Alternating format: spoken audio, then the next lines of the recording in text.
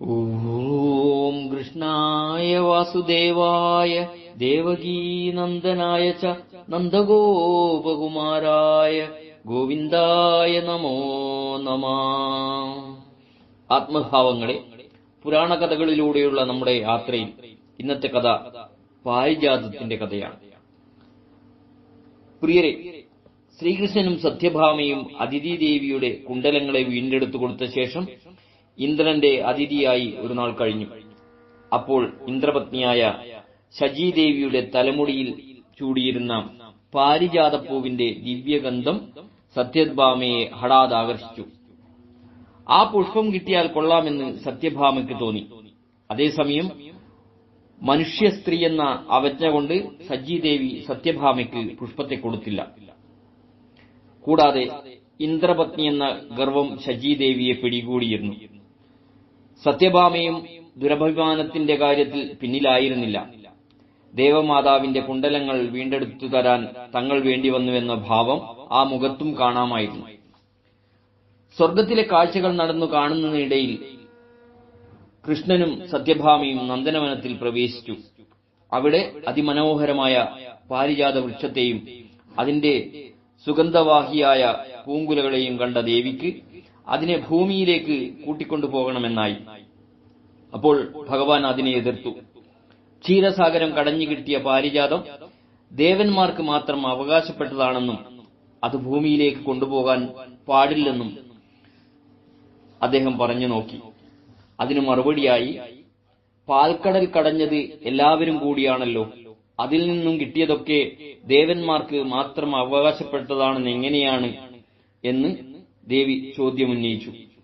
കുറെ കാലം ഈ ദിവ്യവൃക്ഷത്തിന്റെ ഉപയോഗം ദേവന്മാർക്ക് കിട്ടിയതാണല്ലോ, ഇനി ഭൂമിയിലുള്ളവർക്കും അത് ലഭിക്കട്ടെ എന്നായി അവരുടെ വാദം. ഒടുവിൽ ഭഗവാൻ ഗത്യന്തരമില്ലാതെ പാരിജാത വൃക്ഷത്തെ പിഴുതെടുത്തു. ഉടൻ അവിടെ ഉദ്യാനപാലകരുടെ ഒരു വൻപട തന്നെ വന്നെത്തി. ഇന്ദ്രപത്നിയുടെ സ്വകാര്യ സ്വത്തായ പാരിജാതത്തെ പിഴുതെടുത്ത് അത് മഹാപരാധമാണെന്നും അത് തൊടാൻ പോലും ഭൂമിയിൽ നിന്നും വന്നവർക്ക് അധികാരമില്ലെന്നും അവർ പറഞ്ഞു. ചിലർ കൃഷ്ണനെയും സത്യഭാമയെയും തടഞ്ഞുവെച്ചു. ഇങ്ങനെ വിവരം ധരിപ്പിക്കാൻ ഇന്ദ്രന്റെ അടുത്തേക്ക് ഓടിപ്പോയി. വിവരങ്ങൾ അറിഞ്ഞപ്പോൾ ഇന്ദ്രന് കലശലായ നീരസമായി. തന്റെ പത്നിയുടെ ഇഷ്ടവൃക്ഷത്തെ അനുവാദമില്ലാതെ തൊട്ടതു തന്നെ തെറ്റായി എന്ന അദ്ദേഹം. ഭഗവാനെ അതിന്റെ പേരിൽ അധിക്ഷേപിക്കാനും അദ്ദേഹത്തിന്റെ നേർക്ക് യുദ്ധഭീഷണി മുഴക്കാനും പോലും ഇന്ദ്രൻ തയ്യാറായി.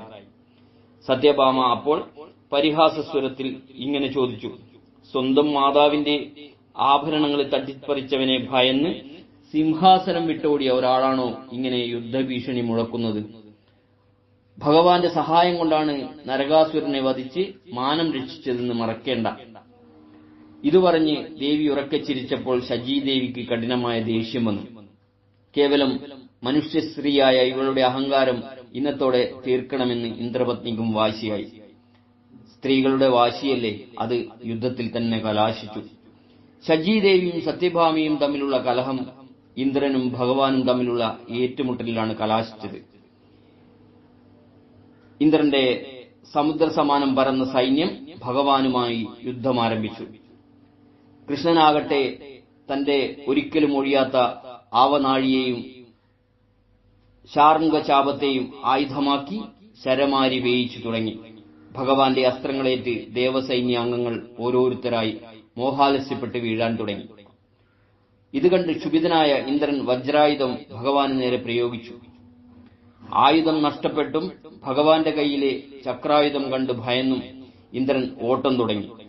സത്യഭാമ ഇത് കണ്ട് കൈകൊട്ടി ചിരിച്ചു. ശചീദേവി ലജ്ജിച്ച് തലതാഴ്ത്തി നിന്നു. ഏതായാലും കരുണാമയനായ ഭഗവാൻ തന്നെ മുൻകൈയെടുത്ത് യുദ്ധമെല്ലാം അവസാനിപ്പിച്ച് സന്ധി ചെയ്തു.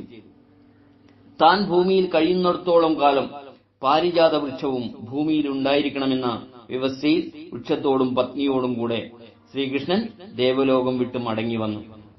കൃഷ്ണൻ മനുഷ്യരൂപത്തിലാണെങ്കിലും സാക്ഷാൽ വിഷ്ണു ഭഗവാൻ തന്നെയാണെന്ന് തിരിച്ചറിഞ്ഞ് ആദരിക്കാൻ ഇന്ദ്രനും സത്യഭാമയെ തിരിച്ചറിഞ്ഞ് ആദരിക്കാൻ ശചീദേവിയും മറന്നില്ല.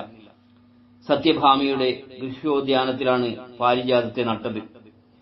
പാരിജാതത്തിന് ഒട്ടനവധി സവിശേഷതകളുണ്ടായിരുന്നു.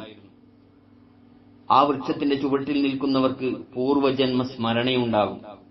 ആ വൃക്ഷം പൂക്കുമ്പോൾ അതിന്റെ സുഗന്ധം എമ്പാടും പരക്കും. പലപ്പോഴും ദേവന്മാർ അതിന്റെ ചില്ലകളിൽ വന്നിരിക്കുന്നതായും കണ്ടിരുന്നു. യാദവന്മാർ ദ്വാരകയിലെത്തിയ ആ വിശിഷ്ടാതിഥിയെ കാണാൻ യഥേഷ്ടം തിങ്ങിക്കൂടി. അവർ അതേക്കുറിച്ച് വാഴ്ത്തിപ്പാടുകയും ആ ദേവവൃക്ഷത്തിന്റെ ചാരുത വേണ്ടുവോളം ആസ്വദിക്കുകയും ചെയ്തു. സ്നേഹപൂർവം, രഞ്ജൻ, കയനാടത്ത്.